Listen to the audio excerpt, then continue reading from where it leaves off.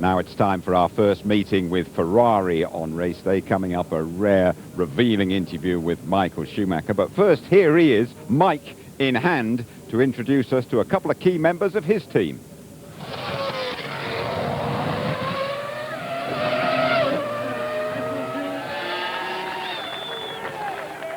So then let's come in and let's have a look of the guys who are working very close with me, who are most important to me. We're going to start with the first one, who is still in the garage, and he's just working at his computer. He's a hard worker, I have to say, and he's my race engineer who I'm discussing all the secret setup solution with. Can I introduce you Chris Dyer? Hello, Chris. May you say a word about yourself, what you're doing, and so on? For you, yeah, Michael's race engineer. I work with Michael on setting up the car, working on improving the performance of the car, both at tests and at races. And he's very good at this. Thank you. So, I have to see now Andrea, who is the other engineer on our side. Thank you so far. See you later.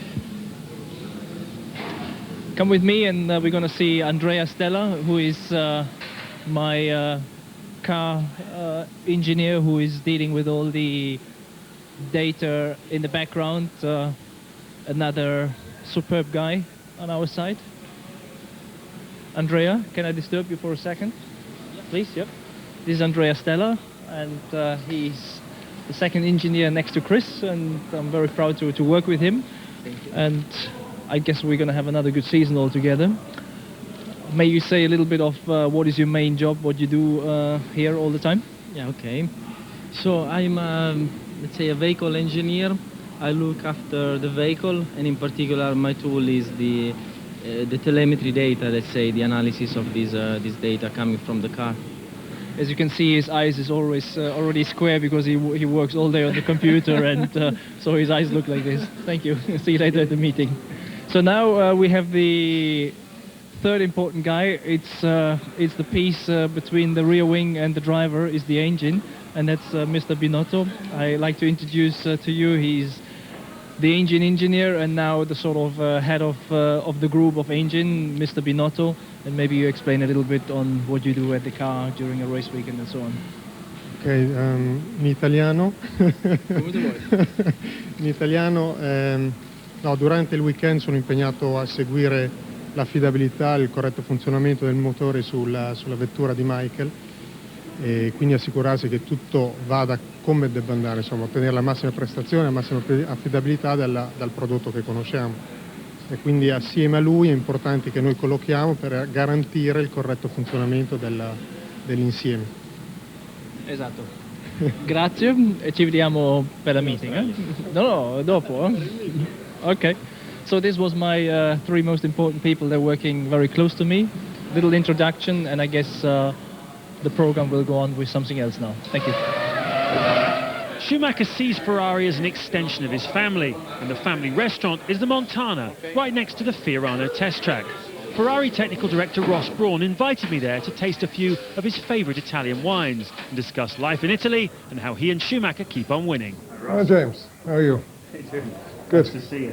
We've got some classic Italian wines for you tonight. Looking forward to this. Ciao, Ciao. Buonasera. Maurizio. Ross, posso fare assaggiare un po' di vino rosso tuo preferito? Grazie. Che cos'è? Questo è un massetto, un vino preferito dell'ingegnere Ross Brawn.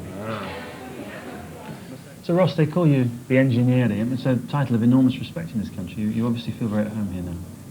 Yes, no, it's been a wonderful, wonderful country for me. When I came here in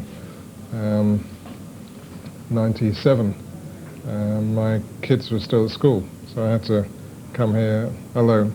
And Jean came when she could, my wife. But the early days were a little lonely, but everyone made me so welcome. And Maurizio and Rosella were in this place. They became second family to me. And and I've grown to love the country a great deal. And people are very nice, food's great, and the wine's fantastic. So the thing is, well, we're halfway through this 2004 season, and you must admit it's gone much, much better than you could ever possibly have dreamed. We're having a second dream come true, because 2002 was a dream come true, and this is a second dream come true. And is really a tribute to the work the guys do. I mean, despite all their success, they're really, really hungry for more. And there's this sort of self-generating motivation about the whole organization. Nobody wants to let anyone else down. And if you're part of it, you're part of it. You're either in or you're out. And we do enjoy our wins. I mean, you see Michael up on the podium, and he consistently looks the happiest guy to have won a race. And it's the same with us. And we come back to a factory, and everybody is beaming and bouncing off the walls because we've won a race. Even though we've won a lot of them, it's still very highly valued, and we never get complacent about that aspect. All we can ask for the future is that we remain competitive, that we have a chance of winning a race, and that we uphold the legend of Ferrari. Tell me about the relationship with Michael. I mean, you're behind all but 3 of his Grand Prix victories, which are well into the 70s now and climbing all the time. What's the core of that partnership between the two of you? I guess it's trust, backed up with an easygoing friendship. He's always committed. He's always concentrated. He always makes maximum effort.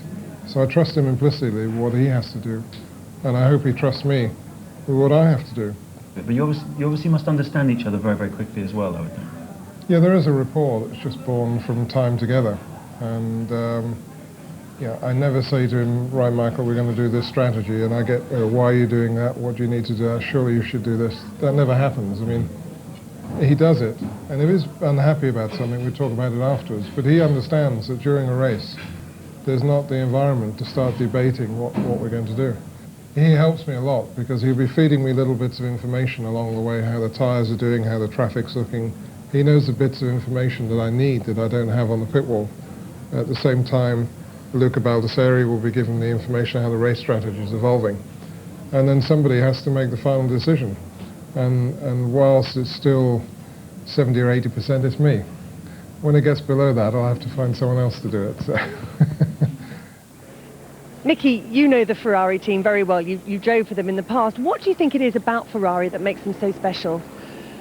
First, Italy, which is known for emotions. So if you win, you're the king. If you lose, you're the idiot. So this is one part of Ferrari, which is nice in a way if you're on the upside. If you're downhill, then you have a problem. And it's the emotion, really, and the passion for Ferrari. The old man was the most charismatic man I ever met. Even he died many years ago. He's still alive in his cars with Ferrari and in the victories. The passion extends around the world, though. What is it that makes them internationally recognized? It's the most famous name in Formula One. It was the man himself. I mean, this is obvious. I thought when he will die one day that everybody will lose interest. But he was so strong as a personality that he's still around. So the cars live through his start of the whole company, and he's still around with his cars. So the emotions are really with the old Enzo Ferrari, Ingegnere they called him, and the fantastic cars. So it's the combination of the two.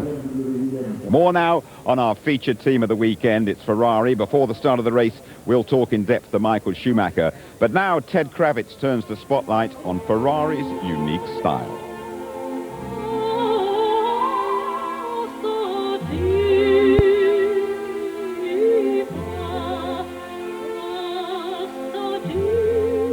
In 1929, Enzo Ferrari started a racing team. His cars wore the yellow shield of Modena with a prancing black stallion, the emblem of Francesco Baracca, a daredevil wartime pilot. Since then, Formula One has been synonymous with Ferrari. No other team is as popular. Starting the weekend, there's organised mayhem as Michael shares his thoughts with the world's press. Then it's to work. Friends and colleagues head for the scarlet sofas of the briefing room. On Friday, they practice like everyone else. It might be a Ferrari, but it still needs setting up. Italian mechanics move in time together, but amongst the bustle, the focus remains on one man. The drivers are two very different characters. Rubens greets each comrade and collaborator in turn, whereas with Michael, it's straight down to business. The team are famously secretive. They're quick to get rid of anyone who strays too close. Michael has to answer yet more questions about his day, but it's always German language in one group, English the other. But this is no cold, clinical team. The cars are fueled by Shell unleaded, the mechanics by espresso. Ferrari is passion, class, it's style, warmth, fascination, mystique, and above all, speed. And after 75 years, the Scuderia Ferrari is still winning.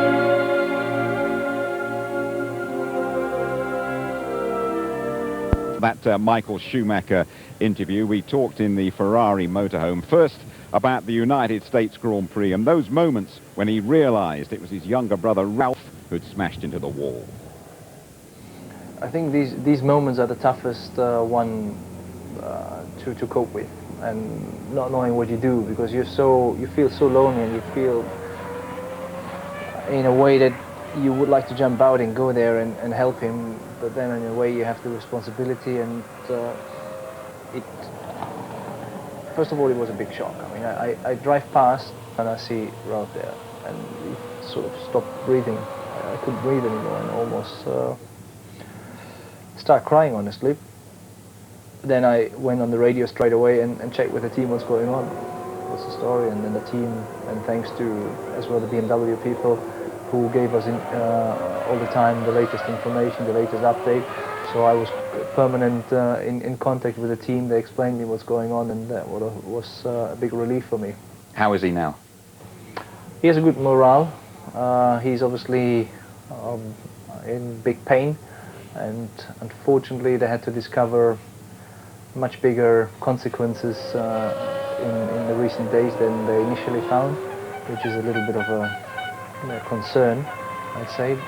But he knows what's the story. He's been looked after now, and he'll be back at some stage. Do things like that make you question your motivation, your appetite for the sport?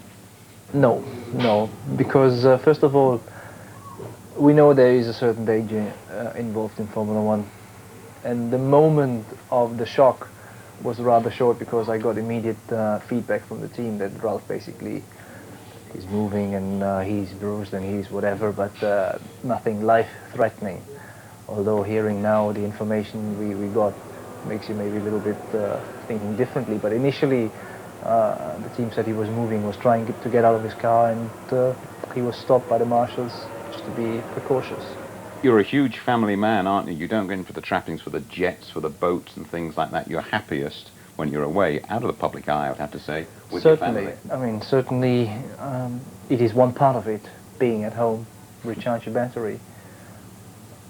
And it's obviously very important to have the support I do have from my family, in the way that they let me go without telling, okay, enough is enough. The ratio I'm having off time and on duty time is pretty much acceptable, and I believe I have more time available to my family than any normal in points worker who leaves in the morning, the house comes back in the evening.